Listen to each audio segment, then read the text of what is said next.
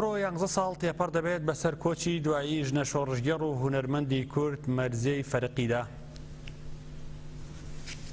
مەرزیە شەهاب عەبدوڵڵا ناسراو بە مەرزیە فەریقی لە ساڵی 1958 لە شاری مەریوانی ڕۆژهەڵاتی کوردستان هاتۆتە دنیاوە. خوێندنی سەرەتایی و ناوەندی هەر لە مەریوان تەواو کردووە.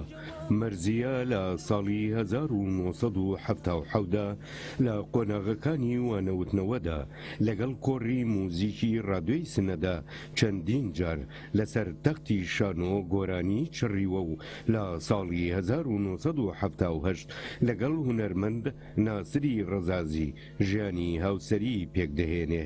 مەرزیە و خێزانەکەی لە ساڵی 1985دا لە چیاکانی کوردستانەوە ڕوو دەکەنە وڵاتی سوید و ژیانێکی دوورە وڵات بەسەر دەبات.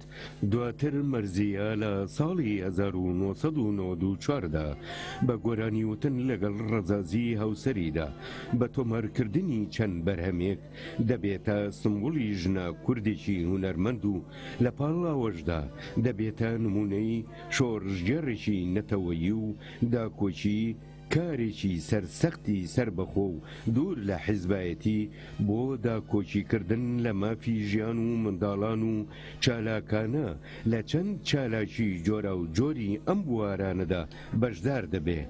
مەرزیە یەکەمین هونەرمەندی ژن بوو لە گۆرانیەکانیدا خەمی ژنی هەڵگرت بوو. بۆ خەم و ئازار و مەینەتەکانی ژن گۆرانی دەوت و گزارشتی لە ستەم و چەوسانەوەی ژن دەکرد و وەدەنگ هاتبوو دژ بە سیستەمی دواکەوتوانەی پیا و سالاری و دابوو نەریتی کۆنەپەرستانەی کۆمەلگای کوردی. ئەو یاخی بوو لە بیرکردنەوەی باوی کۆمەلگا.